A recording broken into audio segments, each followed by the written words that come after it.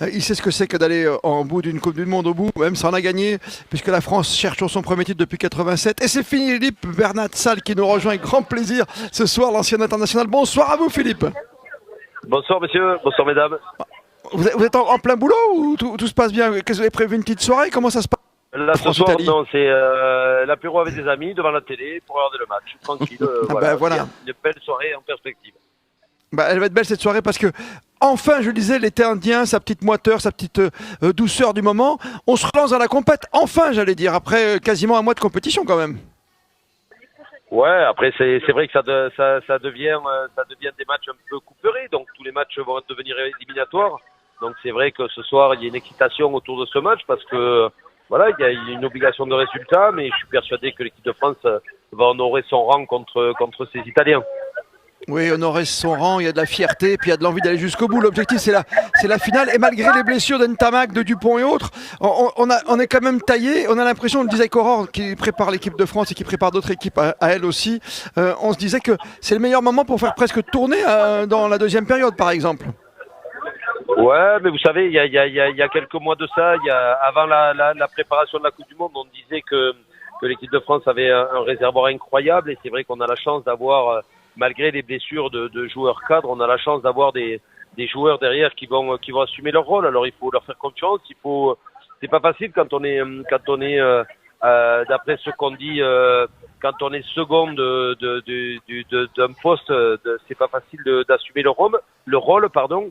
Mais je pense que ces joueurs, que ça soit à l'ouverture ou à la mêlée, je pense que ces joueurs sont capables de faire une grande fin de compétition. Ouais, une grande fin de compétition. Rappel, vice-champion du monde. Vous avez été également, ensuite, dans votre carrière, dirigeant, un très bon dirigeant pour le handball. C'est toujours étonnant. Président de fédération. Vous savez aussi ce que c'est que gagner, justement, avec une équipe. Gagner à la maison, c'est compliqué, toujours autant. Et là, on est au stade des huitièmes de finale virtuelle. On a cette petite marge, on va y aller jusqu'au bout? Non, mais je pense qu'aujourd'hui, l'équipe de France est dans son schéma depuis 4 mois maintenant, 3 mois, voire 4 ans. Je crois qu'ils savent où ils vont. Je pense qu'aujourd'hui, alors bien sûr, on en reparlera après le match, mais je pense que cette équipe d'Italie n'est pas au mieux de sa forme et de son rugby. Et je pense que ça sera, à mon avis, une formalité pour l'équipe de France ce soir, en préparation de ce fameux quart de finale. Bien sûr. Étienne Bonamy, avant de libérer avec ses amis ce soir Philippe Bernat-Sall. On t'écoute attentivement avec ce grand joueur qui est Philippe Bernat-Sall pour nous, pour toujours. Oui, Philippe, vous l'avez connu avec l'équipe de France. Bonsoir oui. Philippe.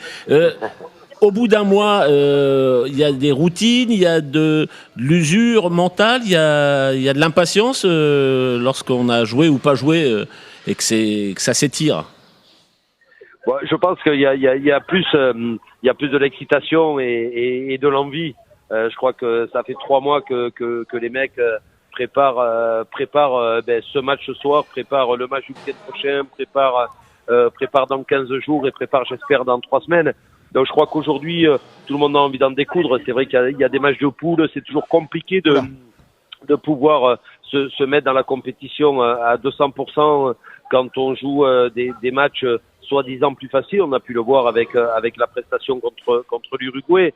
Et je crois qu'aujourd'hui, l'équipe de France est arrivée à un niveau où, oui, ils sont prêts pour ces rendez-vous. Et je crois qu'il y a plus de l'excitation dans les joueurs, bien sûr de l'appréhension, bien sûr de l'envie de bien faire. Mais c'est des pros, hein. Ils jouent depuis des années en première division. Pour la plupart, ils ont énormément de sélections, même s'il y a quelques jeunes.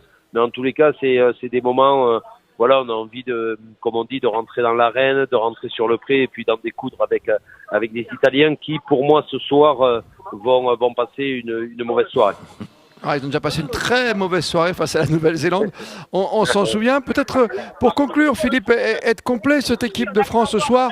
On l'a dit, pas de bêtises. On écoutait Patrick Sébastien en début d'émission, qui était notre invité hier soir dans ses meilleurs moments. Est-ce que la France doit avoir peur d'elle-même simplement, ou elle peut quand même craindre les autres nations? Non, l'équipe de France ne doit pas avoir peur d'elle-même. Je crois aujourd'hui, elle a quand même des certitudes depuis quelques mois, quelques années. L'équipe de France a montré tout son talent, a montré toute son envie, a montré toutes ses qualités. Je crois qu'il y a un staff aujourd'hui qui a créé, alors ça part de Fabien, en passant par le préparateur physique et bien sûr tout le staff autour, crois qu'aujourd'hui, l'équipe de France n'a pas à avoir peur de ses forces. Au contraire, c'est depuis des mois, on dit que l'équipe de France est exceptionnelle et qu'il y a des résultats exceptionnels.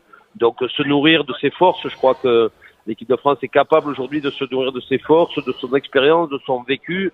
Il y a des joueurs de renom, il y a des joueurs d'expérience. Alors même si le meilleur joueur du monde aujourd'hui sera dans les tribunes, mais en tout cas, je suis convaincu que l'équipe de France a les moyens et a montré depuis quelques jours et quelques mois et quelques semaines qu'elle mérite son rang et qu'il n'y a pas de souci ce soir pour ce match-là. Il n'y a pas de souci ce soir. Parole de Philippe Bernatsal ce soir. On est comblé d'entendre ces mots de votre part. Non. Bonne soirée avec les copains, bien sûr, Philippe. Ce n'est que ma parole. Mais elle est belle, votre parole. On l'écoute. Et demain, vous êtes au Stade de France? Demain, c'est ça, vous travaillez? Oui, demain, je vais voir Irlande-Écosse. Ouais. Travailler, c'est un bien grand mot, mais je serai au Stade de France pour voir Irlande-Écosse. Voilà. Ah ben oui, mais c'est du boulot parce qu'il faut surveiller cette équipe d'Écosse qui peut peut-être créer la surprise qui sait face au numéro 1 mondial. Il y a toujours une surprise dans une compétition de ce calibre, donc pourquoi pas demain une petite surprise avec des Écossais qui vont vouloir jouer à fond ce match contre l'Irlande et l'Irlande qui se doit de gagner, donc ça sera un joli match. La surprise demain, hein, mais pas ce soir, on est bien d'accord. Merci Non, à vous. Je vous souhaite une bonne soirée, un bon match ce soir et à très bientôt et merci de votre appel. Bonsoir. Ouais, on peut se rappeler d'ici la finale, on vous passera un petit coup de fil. C'est un bonheur de vous avoir depuis le début de cette compétition. Philippe Bernatsal qui joue le jeu à chaque fois qu'il y a un grand événement comme l'équipe de France à nos côtés, bien sûr.